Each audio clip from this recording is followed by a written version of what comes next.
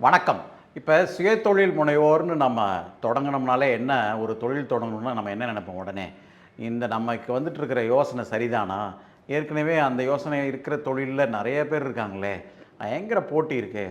தொழில் தொடங்குனதுக்கு அப்புறமும் நினைப்போம். ஐயோ! பயங்கரமா இருக்கே! என்ன பண்றது? காம்படிஷன் தானே பெரிய பிரச்சனையா இருக்கு. அப்படின்னு தான் நினைப்போம் நம்ம. ஆனா, இப்போ உலகினுடைய நம்ம வாழ்க்கையினுடைய மிக முக்கிய அங்கமா இருக்கின்ற கூகுள் சர்ச் என்ஜின் இருக்குல்ல, அவங்க தொழில்ல கால் பதிக்கும் பொழுது, ஏற்கனவே ஒரு 10க்கும் மேற்பட்ட சர்ச் என்ஜின்ஸ் மார்க்கெட்ல இருந்துச்சு. அவங்க அத பத்தி கவலையே படல. ஆர்&டி செஞ்சுட்டு உள்ள கால் வச்சாங்க.